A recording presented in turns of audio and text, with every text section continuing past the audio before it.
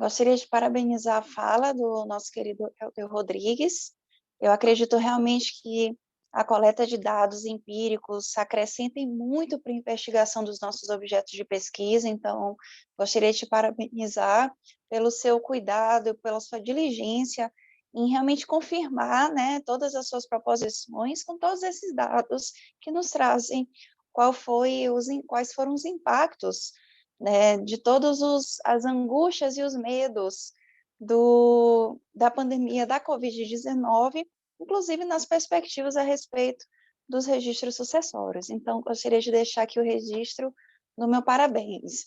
Gostaria também de parabenizar, né, enquanto eu compartilho aqui a tela, todos os organizadores desse evento, tornar público o meu agradecimento por essa possibilidade atribuída pelos professores Benigna, Dimitri, Daniel, de fazer parte, né, dessa obra tão seleta e que está reunindo pesquisadores, acadêmicos e profissionais de todo o Brasil para identificar os problemas causados por essa pandemia e propor soluções, né, que eu acredito que seja realmente uma das melhores propostas e finalidades de qualquer obra jurídica, especialmente as coletivas.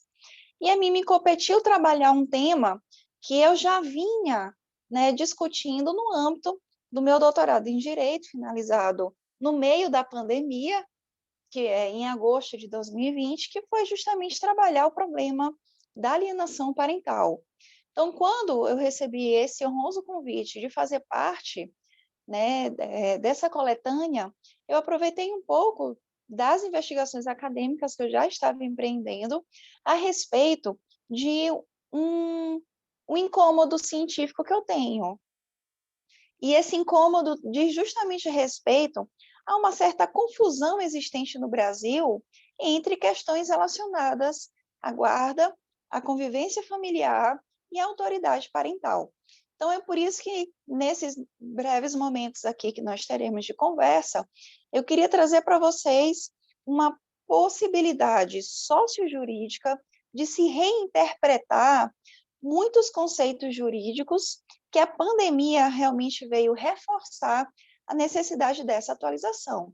E, em especial, eu queria trabalhar com vocês esses conceitos sobre a responsabilidade parental, sobre o regime de convivência familiar e sobre a alienação familiar induzida, que é um termo que eu cunhei desde o meu mestrado na Universidade Federal do Maranhão e que agora a gente vai ter a oportunidade de conversar um pouco.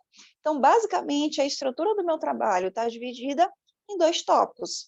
Primeiro tópico, para repensar o conceito jurídico de poder familiar, e um segundo tópico para discutir um pouco os desafios sobre a concretização da convivência familiar durante o nosso período da pandemia.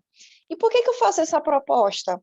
Da gente repensar esse conceito jurídico de poder familiar, que realmente eu acredito que aqui no Brasil, quando se começou a fazer a importação desse conceito de guarda compartilhada, nós acabamos misturando institutos que já tinham uma autonomia aqui no país para abranger essa importação. Então, nós temos aqui no Brasil uma ideia muito bem delimitada, desde a Constituição de 88, desde o Código Civil de 2002, sobre o que significa convivência familiar e sobre o que significa poder familiar, né, que foi, inclusive, a própria substituição do antigo pátrio poder. Mas eu acredito, né, e essas minhas leituras, enquanto estudiosa do direito de família, na sua interlocução com o direito da criança e adolescente, eu acredito que as disputas sobre guarda e as questões jurídicas relacionadas à guarda, da forma como estão sendo empreendidas aqui no Brasil, confundem um pouco, né, essa zona gris entre o que seja o Instituto do Poder Familiar e o que seja as questões relacionadas à convivência familiar.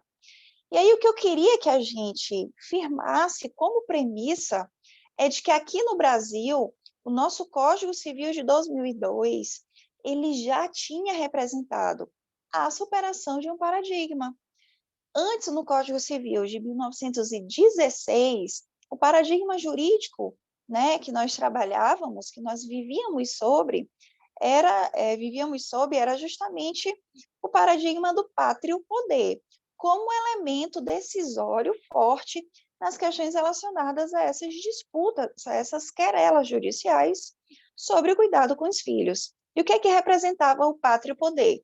Representava justamente no Código Civil de 1916 que aquela criança, até os seus 6 anos de idade, ela ficaria aos cuidados da mãe, porque a mãe se tem a ideia, né, por todo o mito da maternidade, construído culturalmente, de que as mães, por serem mulheres, são aquelas melhores talhadas para o cuidado de crianças de tenra idade, ao passo que aqueles homens, os pais, ficariam responsáveis pelo cuidado com os filhos a partir dos 6 anos, e especialmente, assim nos dizia o Código Civil de 1916, e especialmente aqueles que fossem filhos homens, para gerenciar o seu cuidado, para gerenciar a sua educação.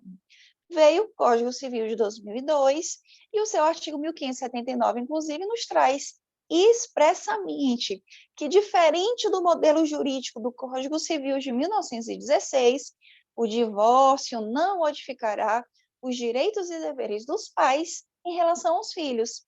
Por que essa regra veio expressa no nosso Código Civil de 2002? Porque no nosso modelo anterior, do Código Civil de 1916, nós tínhamos a possibilidade de que o novo casamento afastaria, então, esse exercício desse poder familiar.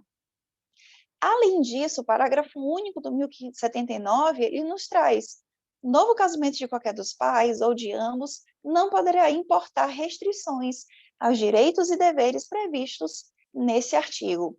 E eu estou colocando isso para vocês porque o nosso modelo de guarda compartilhada aqui no Brasil, ele foi importado da tradição dos países como o LOL. Muito da nossa inspiração para o modelo de guarda compartilhada, adotado pelas leis de 2008 e 2014 aqui no Brasil, vieram da inspiração norte-americana, dos Estados Unidos.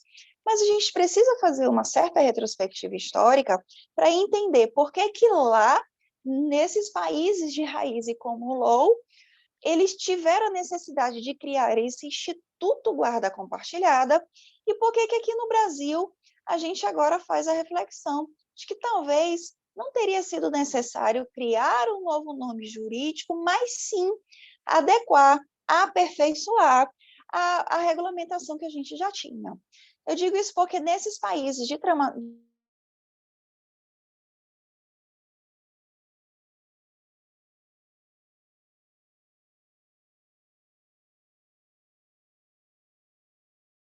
então, ele era um modelo jurídico que atribuía praticamente todos os poderes derivados da custódia para esses pais, para esses homens, no exercício do pátrio poder.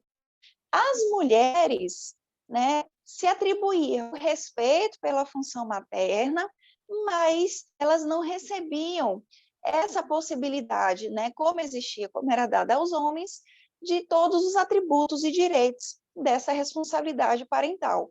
A partir ali, em meados do século XIX, o que nós tivemos, então, foi um novo movimento para quebrantar esse rigor da doutrina, do pressuposto do pátrio poder, e a partir do momento em que houve esse movimento, não só jurídico, mas social também, de atribuir uma maior importância à figura materna, à figura das mulheres, a gente começou a ter essa substituição do paradigma jurídico.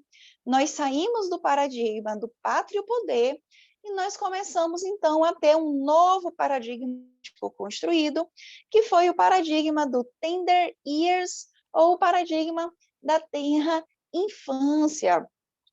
A partir desse paradigma, o que nós tivemos, então, foi um novo número de decisões judiciais, trabalhando essa ideia da possibilidade de que também as mulheres tivessem o cuidado, o encarregamento, né, dessa custódia sobre os seus próprios filhos. Então, aqui, pessoal, com essa mudança desses parágrafos, ou a doutrina da tenra infância, foi que nesses países, com essa tradição do sistema comolol, se começou a adotar o chamado split order, que na tradução para eles era, né, chegando até nós, guarda compartilhada. Então, o que era esse split order? Era uma forma de se fracionar esse cuidado em termos de cuidados físicos e em termos de autoridade, ou seja, de poder decisório. Então, lá, esse split order, ele era, para as mães, o chamado care and control, cuidado e controle, que estava muito ligado àquela ideia do cuidado fisicamente.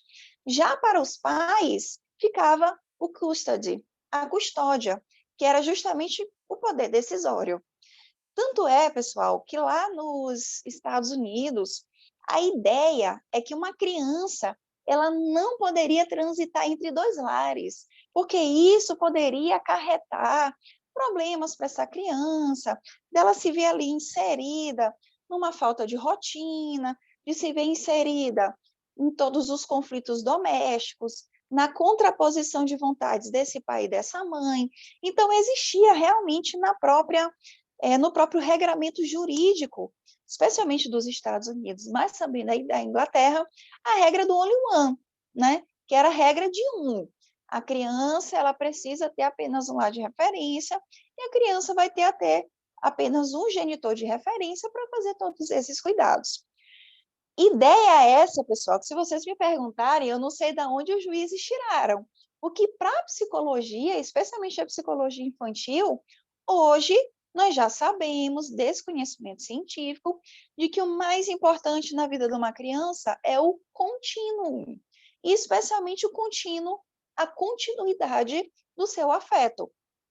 Então, por mais que a criança viva em casas diferentes, e ela passe tempos diferentes, tanto com seu pai quanto sua mãe, quanto com a sua família materna, quanto com a família paterna, a continuidade de receber esse afeto e de entender que existem dias que ela estará com o pai, dias que ela estará com a mãe, esse senso de rotina, ele está mais ligado à sensação de continuidade na vida da criança do que efetivamente essa ideia rígida de que ela precisa ter o estabelecimento de apenas uma residência. Então, todo esse conhecimento jurídico, científico, no campo das ciências psicológicas, que foram se acumulando, foi o que acabou trazendo essa maior aceitação social e legal, realmente, da ideia de que não se precisava fazer apenas o split order, mas sim o joint custody, ou seja, não se precisava mais separar cuidados físicos para a mãe e autoridade parental para os pais, mas sim se poderia pensar numa ideia de guarda compartilhada, que era o shared guard, o joint custody, que veio a tradução aqui para a gente como guarda compartilhada.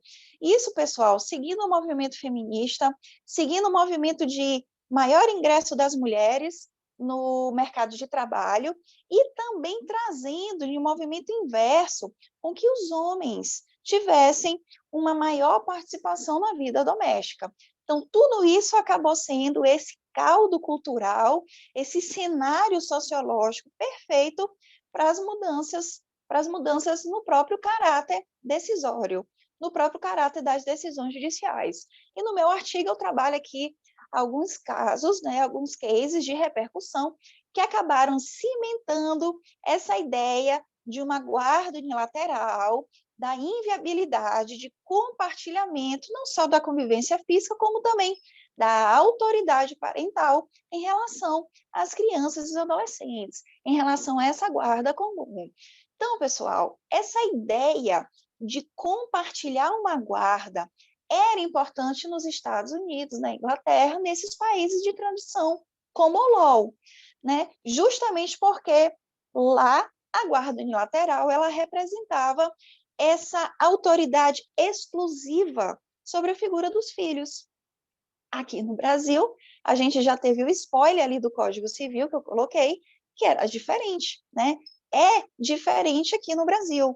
Aquele casal que se divorcia, aquela união estável que se dissolve, nenhum dos genitores vai perder a possibilidade de exercer a sua autoridade parental. Porém, a gente sabe que a prática acaba causando, né, muita consolidação de institutos, e, na verdade, aquilo que deveria ser o compartilhamento do poder familiar entre o homem e a mulher, vejam só, isso foi objeto até de previsão constitucional, essa igualdade do homem e da mulher no exercício do poder, da autoridade em relação aos filhos. Na prática, se acabou estabelecendo a figura da guarda unilateral. Se atribuía apenas a um dos genitores a autoridade decisória sobre a vida dos filhos, e o outro ficava relegado a uma função de mero visitante. Quantos de nós não crescemos ouvindo o chamado direito de visita? Até mesmo nos bancos de faculdade, não vou entregar a idade de ninguém aqui, né? Mas nós crescemos dentro dos próprios bancos da faculdade ouvindo falar a respeito do direito de visita. E hoje nós já superamos essa noção. Quem visita é um tio, é um padrinho, é um familiar significante, mas pai e mãe, e eu inclusive incluo, e os avós, eles convivem, né? E a convivência familiar, ela já foi alçada como direito fundamental desse público de crianças e adolescentes. E por que convivência familiar é tão importante ao ponto da Constituição Federal, lá no artigo 227, estabelecer como direito fundamental de uma criança e adolescente? Porque a convivência familiar é o outro lado da moeda da própria integridade psicológica. Os pais, a família, é a primeira agência socializadora do ser humano. E a qualidade do desenvolvimento desse apego, desse cuidado, dos vínculos psicológicos com aquelas pessoas que vão ser os modelos de comportamento para a criança e para o adolescente, elas representam a própria concretização de um bom desenvolvimento biopsicossocial da criança e adolescente. Então, é por isso, pessoal, que eu trouxe no artigo, derivado do que eu já estava estudando na tese do doutorado, que eu espero poder publicar para vocês agora, nesse ano de 2021, é de que aqui no Brasil a gente não deveria discutir guarda unilateral, guarda compartilhada, guarda alternada. O que a gente deveria discutir era formas, né, arranjos, dinâmicas de convivência familiar diferenciada.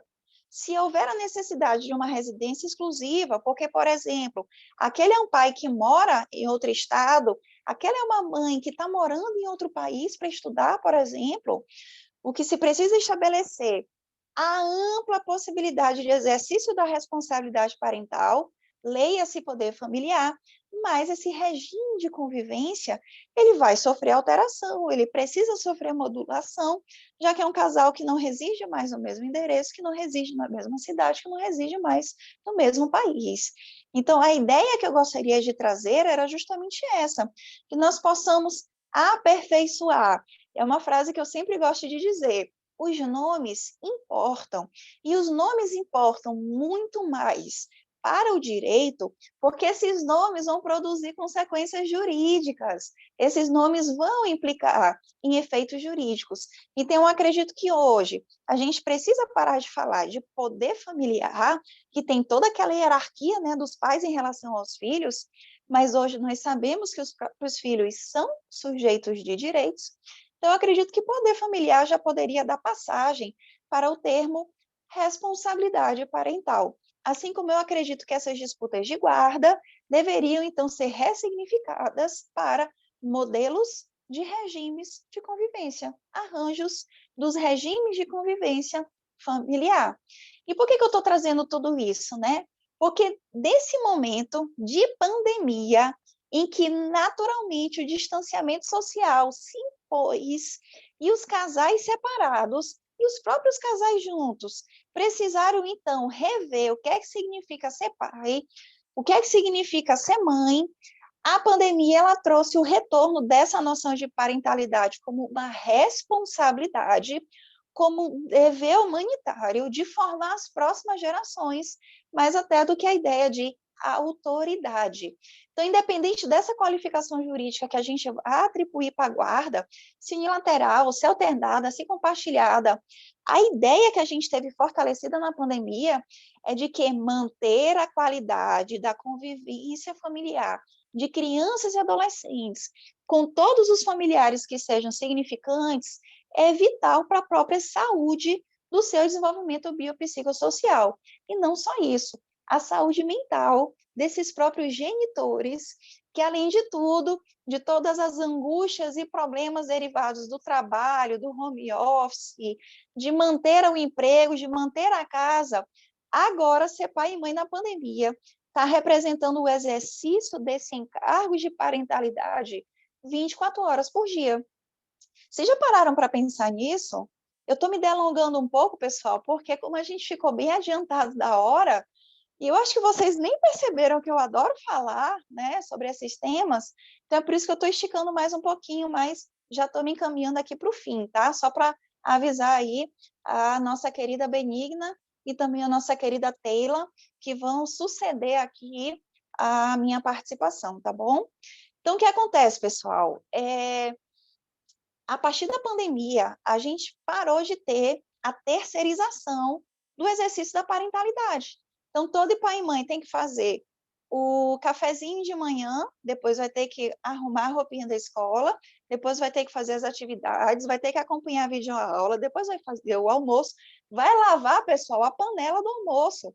Enquanto isso, o menino está ali brincando, mas o pai sabe que precisa também estar fiscalizando o que é que ele está vendo no tablet, não pode deixar o menino sozinho na frente da televisão. Então, olha só, na pandemia, aqueles que usufruem das delícias e dos martírios de serem pais e mães precisaram fazer isso 24 horas por dia, né? No break, sem descanso, e a gente percebeu questões diferenciadas para famílias intactas e para as famílias dissolvidas. Nas famílias intactas, eu trago no artigo alguns dados também estatísticos para mostrar como o isolamento social e distanciamento têm reforçado muitos papéis de gênero, muitos estereótipos, como que, por exemplo, o cuidado com a casa tem que ser da mulher, o cuidado dos filhos tem que ser com a mulher, né? Então, eu trouxe alguns dados muito interessantes, que eu não vou dar spoiler para que vocês possam adquirir essa obra, que é uma obra riquíssima, como vocês já puderam perceber das falas dos que me antecederam, e como vocês vão continuar vendo das falas dos que vão me suceder. Então, esse sobrecarregamento feminino, ele traz a necessidade da gente discutir o que muitos autores, né, já falam sobre a chamada família democrática. A gente precisa pensar em etidemocracia também dentro do espaço da família. E nas famílias dissolvidas, nós percebemos que o fato de existirem residências separadas acabou fomentando muito as dificuldades de se manter a saúde da convivência familiar. Então, além da preocupação, que é uma preocupação válida, de que esse trânsito das crianças e adolescentes entre lares não pudesse representar risco aos próprios familiares e à criança e adolescente também, nós percebemos, né, isso, nós temos inclusive um artigo maravilhoso da doutora Angela Gimenez falando sobre isso, que muitas das vezes a suspensão das visitas, que eram pedidas judicialmente para que se suspendesse as visitas, e que a gente sabe que nem deve chamar de visita, mas sim convivência familiar, o que não é só um dever dos pais, esse é um direito fundamental desses filhos. Muitas suspensões foram pedidas em virtude dos riscos da pandemia do corona, da Covid-19, mas que, na verdade, estavam mascarando os próprios problemas, conflitos daqueles componentes adultos do cenário familiar, né? Então, muitos desses pedidos eram pedidos injustificados e que, num primeiro momento, o medo do judiciário se tornar conivente com essa disseminação do coronavírus era tão grande que em vários estados a resposta imediata foi suspender visitas. Vamos suspender visita para proteger a integridade física de todas as pessoas envolvidas, dos idosos que estão em ambas as casas, desses genitores, dessas próprias crianças e adolescentes. Mas a gente compreender que a convivência familiar é tão vital para uma criança e adolescente quanto à sua própria saúde física, demanda, então, que a gente faça todo um trabalho de interpretação das provas, do cenário probatório, para efetivamente só suspender uma convivência familiar em virtude dos motivos de pandemia, quando estritamente necessários. E mesmo assim, pessoal, estabelecendo mecanismos que possam minorar, reduzir os prejuízos da suspensão da convivência familiar, como as formas de uma convivência virtual, que eu também destaco, né, em relação ao nosso artigo.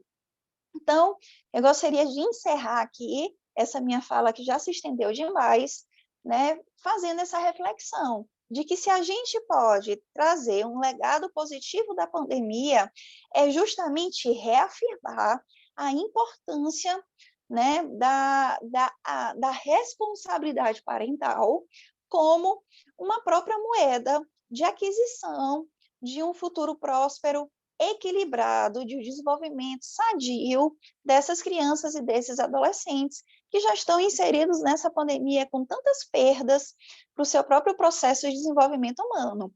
As crianças e adolescentes estão tendo uma perda muito grande da sua instrução nas escolas, da sua própria socialização, porque não estão mais tendo os ambientes de socialização, como a escola, a praça, o playground.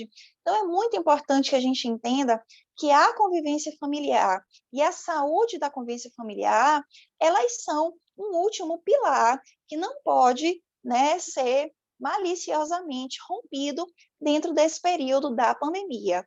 E gostaria também de deixar aqui para todos vocês os meus contatos, né, aqueles que desejarem fazer os das redes sociais.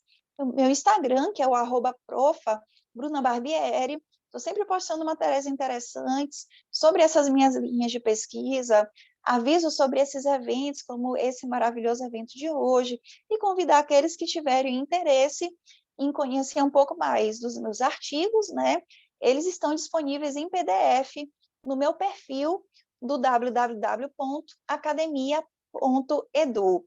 Gostaria aqui mais uma vez de dizer que é uma grande satisfação fazer parte dessa obra. Fico muito feliz com a possibilidade de ter contribuído com todos esses debates, que são debates riquíssimos. Nós estamos vivendo um momento histórico e um belo dia, né, nossos filhos, nossos netos vão ler sobre esses nossos dias nos livros de história, e eu espero que todos nós possamos contribuir com boas lições, bons ensinamentos e, acima de tudo, bons exemplos pessoais para essas nossas gerações que vão se seguir. Então, muito obrigada pela atenção de todos vocês. Infelizmente, vou precisar me retirar, porque eu vou dar aula agora para a graduação da faculdade, da universidade que eu participo, e convidar agora as doutoras Benigna Teixeira e Teila Rocha para que conversem um pouco com a gente a respeito da desjudicialização dos conflitos familiares como forma de acesso à justiça no pós-pandemia. Obrigada, e agora